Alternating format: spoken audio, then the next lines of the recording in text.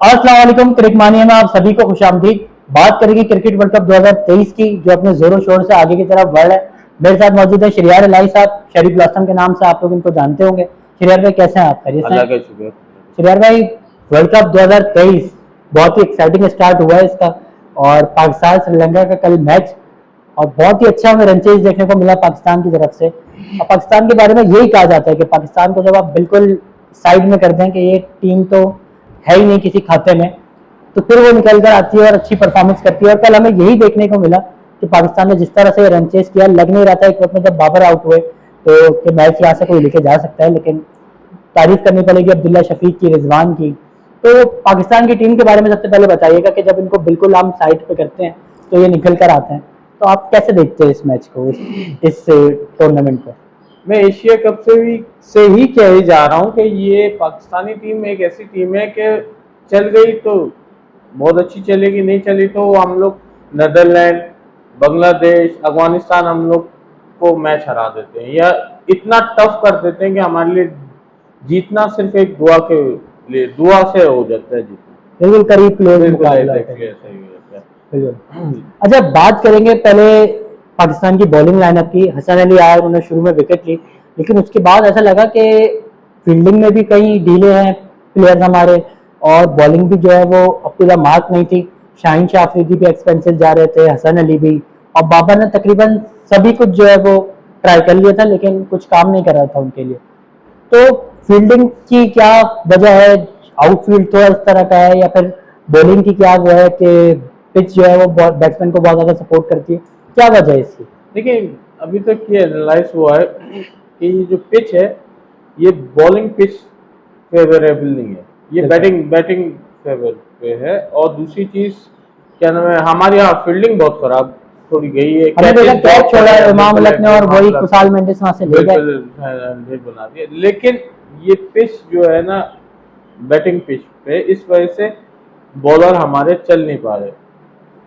हमारे क्या, किसी के भी बॉलर आप देख लें, 400-400 रन, 350 रन, नीदरलैंड जैसी टीम 200-200-250 रन के रन मार रही है, तो ऑब्वियस सी बात है बैटिंग पिच ही नजर आ रही है। लेकिन शिखर भाई देखिए, जिस तरह श्रीलंका भी आया बैटिंग पे, उन्होंने शुरू में 2 जल्दी विकेटें ली और पाकिस्तान पे प्रेशर डाल दिया। तारीफ वहां पे रिजवान और अब्दुल्ला शफीक की है कि वो ले गए वहां से, वरना एक आध विकेट और गिर जाती तो पाकिस्तान मेरा नहीं ख्याल के 350 के बजाय 250 भी वो कर पाते।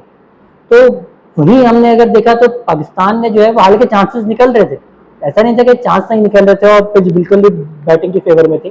चांसेस निकले, लेकिन वो चांसेस जो है वो छोड़े गए पाकिस्तान की तरफ से। और फिर जो बैटिंग की फेवर में थी वो तो अलग चीज है, लेकिन इतना ज्यादा एक्सपेंसिव जाना मिडिल ओवर में, ऐसा लग रहा था शायद 400 तक चला जाएगा श्रीलंका। तो ठीक है, अगर पिच बैटिंग के लिए भी फेवरेबल है, लेकिन श्रीलंका जैसी टीम से 400 तक चले जाना, गए नहीं हम 400 तक, हमने रोक लिया। आखिर में तारीफ करनी पड़ेगी हसन अली की, उन्होंने आके जो है वो विकेट ली वहां पे, तो पाकिस्तान थोड़ा वापस आया गेम के अंदर। लेकिन एक वक्त में लग रहा था कि 400 कर देगा श्रीलंका। देखिए, मसला दरअसल ये है कि पाकिस्तानी जो बॉलर्स में ना पिच नहीं काम कर रही थी, उनमें शाहीन अफरीदी एक ओवर रुका है। और बैटिंग लाइनअप का अगर हम बात करें तो हमारा अगर मिडिल ऑर्डर तगड़ा हो गया है, और बाबर आजम ने एक जो फखर जमान को ड्रॉप करके अब्दुल्ला शफीक को लाई, ये अच्छा उन्होंने डिसीजन लिया है। तो मेरे हिसाब से चेस में शुरू से भी आपको मैच देखते हुए आपको यही कह रहा था कि पाकिस्तान चेस कर लेगा। रहा सवाल 400 रन का टारगेट, आखिरी में उन्होंने हिटिंग करना चाहा, जो कि वो आउट होते जाए गए। अच्छा, यही मैं आपसे पूछना चाह रहा था कि पहले फखर जो है वो पाकिस्तान टीम के लिए एक बोझ बने हुए थे कि उनको कैरी करें, क्योंकि बड़े मैच के प्लेयर हैं। अब वो पता नहीं कौन सा बड़ा मैच ऐसा होगा जहां वो चलेंगे, क्योंकि चैंपियंस ट्रॉफी में भी उनको चांस मिला तो वो ले गए वहां से। अदरवाइज हम जब से किसी बड़े मैच का इंतजार ही कर रहे हैं कि कोई बड़ा मैच हो और हम फखर को चलता हुआ देखें। उसके बाद खेले भी उन्होंने 2-3 बड़े मैचेस, लेकिन वो वहां पे चल नहीं सके। तो अब फखर को ड्रॉप किया, अब्दुल्ला शफीक को लाए, लेकिन अब इमाम जो है वो हमारे लिए वो बन गए कि इमाम जो है वो अब फॉर्म में बिल्कुल भी नहीं है। तो अब क्या पाकिस्तान की स्ट्रेटेजी होगी? रिजवान से ओपन करवा सकते हैं या फिर इमाम को ही कैरी करना चाहिए? और कुछ टाइम पहले ऐसा भी सुनने में आ रहा था कि आगा सलमान को ओपनिंग स्लॉट के लिए जो है वो कंसिडर किया जा रहा है। तो क्या पाकिस्तान की नेक्स्ट मैच में वो होगी, फखर को उतारेंगे क्योंकि इंडिया वाला मैच है, बड़ा मैच है, फखर को कहा तो जाता है कि बड़े मैच के प्लेयर है, और इमाम को कैरी करेंगे या फिर रिजवान से ओपन करवाएंगे, कुछ चांसेस लेंगे, क्या पाकिस्तान की स्ट्रेटेजी होगी? मेरा अपना ओपिनियन है कि हम लोग इसी टीम के साथ जाए। देखिए, टीम 11 प्लेयर्स की, नॉट ओनली वन प्लेयर्स। क्या हम बाबर आजम पे रिलाई कर लें, या हम फखर जमान पे रिलाई करें, या हम रिजवान पे रिलाई करें? ऐसा नहीं है कि मतलब 11 टीम है तो सबका एफर्ट होना चाहिए। अब हमारी बदकिस्मती कह लें, या हमारे मतलब अगर एक आउट होता है तो फिर वो लगातार आउट होता ही रहता है। हर बंदा आता है आउट होता है, ये नहीं कि उसको थोड़ा सा संभले। 50 ओवर का मैच है तो एटलीस्ट कम से कम 30 to 35 ओवर्स तक हम लोगों ने अपनी विकेट को सेव करके चलाना चाहिए। और रहा सवाल, इसी टीम के साथ इंडिया के साथ जाना चाहिए। देखिए, एक लेफ्ट हैंड बैट्समैन होना चाहिए। अब हर मैच इमाम उल हक तो अच्छा नहीं खेलेगा, या हर मैच में बाबर आजम की परफॉर्मेंस अच्छी तो नहीं जाएगी। किसी और को भी तो, बैट्समैन है ना वो भी। अगर अब्दुल्ला शफीक हो गया, रिजवान हो गया, बाबर आजम हो गया, इफ्तिखार हो गया, ये सब बैट्समैन है।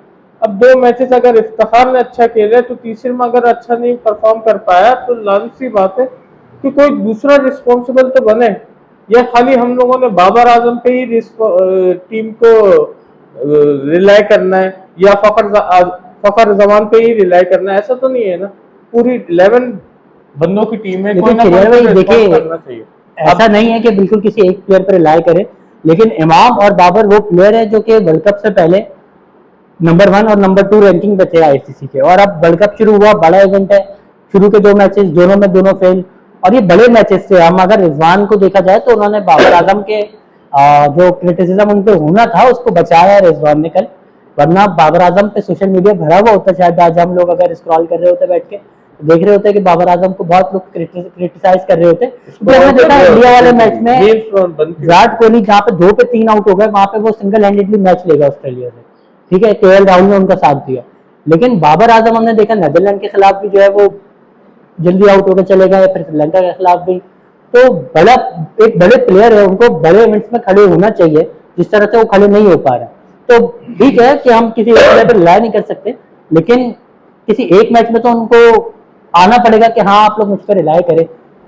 देखिए, बाबर आजम अच्छा क्रिकेटर है, लेकिन अगर हम उसको विराट कोहली से कंपेयर करें तो ये फेयर नहीं है। दूसरी चीज, जहां विराट कोहली को कैप्टन बनाया गया था तो उसकी भी परफॉर्मेंस अच्छी नहीं जा रही थी। सर विराट कोहली के आप अगर देखें 2021 के वर्ल्ड कप में विराट कोहली कैप्टन थे, पहला मैच पाकिस्तान के अगेंस्ट वो हार गया था कैप्टन, लेकिन उस वक्त भी शाहीन ने आके पहले ओवर में 1 विकेट ली, अगले ओवर में 1 विकेट ली, लेकिन कोहली वहां से भी 58 रन बना के गए। तो इस तरह तो बाबर आजम ने भी कई मैचेस में अभी भी 50s 100s बनाए। लेकिन मैं ये कह रहा हूँ कि जब कैप्टनशिप का आपके ऊपर आ जाता है तो आपके पास ऑलरेडी बोझ होता है। लेकिन विराट कोहली को अगर आप देखें तो उनको अगर ऐसा फील हुआ कि मैं कैप्टन और एज अ प्लेयर मैं दोनों एक साथ नहीं कर पा रहा हूँ तो वो स्टेप डाउन हो गए। देखिए बाबर को भी स्टेप डाउन हो जाना चाहिए अगर ऐसा है कि वो परफॉर्मेंस के बिना पे नहीं, क्योंकि सरफराज अहमद को बाहर करने की वजह भी यही थी कि उनकी इंडिविजुअल परफॉर्मेंस नहीं थी। तो हमने कहा इंडिविजुअल परफॉर्मेंस नहीं है, ठीक है, कैप्टनसी बहुत अच्छी है, लेकिन ठीक है भाई, अल्लाह हाफिज़ आप जाओ। अब अगर बाबर आजम भी एज अ कैप्टन परफॉर्मेंस नहीं कर पा रहे हैं तो या तो स्टेप डाउन हो जाए ताकि उनकी परफॉर्मेंस अच्छी हो जाए, या तो फिर हम उनको भी साइड कर दे कि भाई आपकी अपनी परफॉर्मेंस नहीं है तो आपकी कैप्टनसी, उनकी तो कैप्टनसी भी चले। सरफराज अहमद तो फिर भी कैप्टनसी में हम देखें तो बहुत अच्छा परफॉर्म कर रहे थे। बाबर की कैप्टनसी में अगर हम देखें तो ठीक है, हम गए हैं हर इवेंट में आगे, लेकिन बाबर की अपनी भी कोई परफॉर्मेंस नहीं थी और टीम एक लुढ़कती पुढ़कती आगे चली जाती है, ऐसा हमने 2022 के वर्ल्ड कप में देखा। एशिया कप में उसने परफॉर्मेंस करी है बाबर आजम ने। एक नेपाल के 150 रन अगर हटा दें तो बाबर आजम की शायद 50 रन भी नहीं है बाकी 3 मैचों में। देखिए, मैं आपको यही बात करना चाह रहा हूँ कि सही है, परफॉर्म नहीं कर पा रहा, देखिए, लेकिन आगे के बहुत सारे हमारे बड़े मैचेस हैं, उसमें बाबर आजम जरूर परफॉर्म करेगा। अल्लाह करे, हमारी दुआएं हैं। रिलाई करते हैं कि हाँ ये बंदा परफॉर्म करने वाला है, हो जाता है। लेकिन क्रिकेट बाय चांस है, लग जाती है कभी कभार एक दो गलत शॉट। इफ्तिखार अहमद की भी तो अभी लगी थी, वो तो इत्तेफाक से स्लिप पे नहीं था, एज लग गया, वो उन्होंने मारा लेग साइड पे गया बैक। बिल्कुल, कैच ड्रॉ उस साइड फील्डर नहीं था, वरना तो वो कैच आउट हो जाता। देखिए ये हो जाता है। लेकिन इफ्तिखार से देखें, हम ये एक्सपेक्ट नहीं कर रहे थे कि वो वहां पे 2 आउट होने के बाद 100 रन बनाएंगे, जितनी एक्सपेक्टेशन बाबर से होती है इतनी इफ्तिखार से या फिर किसी और से नहीं होती। सिर्फ एक ही बंदे पे एक्सपेक्टेशन करना मेरे हिसाब से नॉट फेयर है। सर, हमारी किसी और 11 बॉलर्स बैट्समैन की टीम है, तो हर किसी को परफॉर्म। अब लाजमी सी बात है शाहिद अफरीदी नहीं चल रहा, तो हम हम कह सकते हैं नहीं, बॉलर्स के लिए हम कह सकते हैं कि पिच पे कुछ लेकिन नहीं। बाबर आजम इतना अच्छा प्लेयर नहीं है, लेकिन प्लेयर है। पाकिस्तान को उसको 50 ओवर के मैच में नहीं जरूरत है। बिल्कुल बिल्कुल, और हर जरूरत है टूर्नामेंट में। हाँ, हर अगर आप tournament में T20 का कह सकें तो मैं शायद आपकी बात को नहीं, मैं तो आपको ये कह रहा हूँ कि T20 में भी हमें बाबर आजम की जरूरत है, क्योंकि वो एक बहुत सेंसेबल प्लेयर है और वो कभी बहुत बड़े बड़े मैचेस में चला भी है। अभी परफॉर्म नहीं कर पा रहा। देखिए एक दो मैच में आगे हो सकता है परफॉर्म करे। असल में उनका मसला ये कि उन्होंने स्टैंडर्ड्स इतने ज्यादा अपने सेट कर दिए हैं कि अगर वो प्रेशर नहीं ले लिया होगा, हो सकता है कि प्रेशर ले लिया हो कि यार मुझे आवाम मुझसे बहुत ज्यादा एक्सपेक्ट कर रही है, तो मैं उसको परफॉर्म करूं और वो उसमें नहीं कर पा रहा हूँ। सर यही प्रेशर डीलिंग तो एक बड़े प्लेयर की निशानी होती है। बहरहाल बात करेंगे अब्दुल्ला शफीक की कि उनको एक किताबी प्लेयर कहा जाता है, और जिस तरह से कल हमने उसकी इनिंग देखी तो क्या खूबसूरत शॉट्स खेले। और मैंने जो एक चीज अच्छी देखी कि 85 रन पे वो खड़े हुए थे। पहला उनका वर्ल्ड कप मैच, सेंचुरी पहली करीब थी, लेकिन फिर भी उन्होंने कहीं पे डिफेंस नहीं किया और गए वो। उन्होंने उस पर 85 पे छक्का लगा के 91 तक गए वो, और बल्कि 100 भी चौका मार के उन्होंने फुल शॉट पे गए और उन्होंने 100 करी। हालांकि 99 रन आई थिंक सो उनके थे, जब उनको 1 रन चाहिए था वो उन्होंने चौका मारा। बिल्कुल, तो एक फेयरलेस इनिंग हमें देखने को मिली और एक खूबसूरत इनिंग भी देखने को मिली। तो क्या आप अब्दुल्ला शफीक के बारे में कहेंगे? दूसरा रिजवान, क्योंकि रिजवान भी मैंने भी जब मैच को देखा है, वो उसने अपने लिए बाद में सोचा, पहले टीम के लिए सोचा। मैं शुरू से ये बोल रहा हूँ, रिजवान एक वाहिद एक प्लेयर ऐसा मुझे नजर आता है कि वो टीम के लिए सोचता है, मतलब परफॉर्मेंस भी देता है तो टीम के लिए देता है, अपने लिए बाद में सोचता है। तो इसी तरीके से अब्दुल्ला शफीक मुझे नजर आए अभी, और अच्छी परफॉर्मेंस दी, और उनको चांस देना चाहिए। अब ये नहीं कि हम उनको नेक्स्ट मैच में बिठा दें, नहीं, बड़ा रखना चाहिए, चाहे वो फखर जमान हो चाहे इमामुल हक हो। इमामुल हक ने आगे हमारे एशिया कप में अच्छी परफॉर्मेंस दी है, अगर एक दो मैचेस में नहीं दे पाया तो आगे हमारे बड़े मैचेस हैं। चलिए उम्मीद करते हैं आगे जो मैचेस होंगे पाकिस्तान की बैटिंग लाइनअप पे, और जो बड़े प्लेयर हैं खासतौर पर बाबर, इमाम, फखर, वो वापस आएंगे मैच के अंदर। लेकिन ओवरऑल पाकिस्तान का अगर देखा जाए तो अच्छी परफॉर्मेंस। मुझे गट फीलिंग थी कि इतना बड़ा टारगेट देख के भी मैं श्योर था कि पाकिस्तान ही जीतेगा। 2 आउट होने के बावजूद भी शायद मैंने आपसे डिस्कशन किया, आप बेफिक्र हो जाए, पाकिस्तान ही जीतेगा, क्योंकि मुझे उम्मीद थी इन्होंने जब चेंजिंग करी है तो ये लोग भी चाह रहे हैं कि आगे जाएंगे। और आपको हैरत अंगेज वाली बात होगी कि इंडिया का क्राउड पाकिस्तान को सपोर्ट कर रहा है। बिल्कुल, ये बहुत अच्छी आपने बात कही कि हैदराबाद में जिस तरह रिजवान के लिए सपोर्ट किया गया और जिस तरह पाकिस्तान के लिए सपोर्ट किया गया, मैं वहां पे देख रहा था, मतलब मैंने सोशल मीडिया पे देखा कि रिजवान के लिए नारे लग रहे थे, पाकिस्तान के लिए नारे लग रहे थे। तो ये बहुत ही अच्छी और पॉजिटिव चीज है इंडियन क्राउड की तरफ से हैदराबाद के अंदर। उम्मीद है आगे अहमदाबाद में भी इस तरह हमें देखने को मिले, क्योंकि अब अगला मैच इंडिया पाकिस्तान का है, तो उम्मीद है कि देखने को मिलेगा ये चीज। चलिए भाई, अब जब नेक्स्ट मैच होगा इंडिया अफगानिस्तान का, तो उसके लिए भी मुझे बताएं कि क्या आपकी प्रेडिक्शंस हैं कि क्या। देखिए इंडिया के ऊपर उनका होम ग्राउंड है और पब्लिक ज्यादा है, तो इंडिया को सपोर्ट ज्यादातर इंडिया के लिए करेगी। उधर का क्राउड टोटली इंडिया का होगा, कुछ गिने चुने अफगानिस्तानी के अलावा अदरवाइज इंडिया का क्राउड होगा। तो ये पॉजिटिव भी है और नेगेटिव बात भी है, क्योंकि टोटल प्रेशर भी इंडिया पे होगा। इनका होम ग्राउंड है, प्लस पॉइंट है, इनको पिचेस के बारे में पता है किस तरह प्ले किया जाता है, इस पिच पे क्या प्ले किया जाएगा। लेकिन प्रेशर भी है, क्योंकि जहां एक्सपेक्टेशन ज्यादा होती है वहां पर प्रेशर ऑटोमेटिकली बिल्ड होता है। तो होगा तो इंडिया ही विन होगा, लेकिन एक टफ मैच देखने को मिलेगा, अच्छा मैच देखने को मिलेगा, वन साइडेड नहीं रहेगा, जैसे कि बांग्लादेश और इंग्लैंड का हुआ, और वो हम लोग डिस्कस करें। वो बिल्कुल अभी हम थोड़ी देर में उसी की वीडियो भी जो है वो रिकॉर्ड कर देंगे इंशाल्लाह।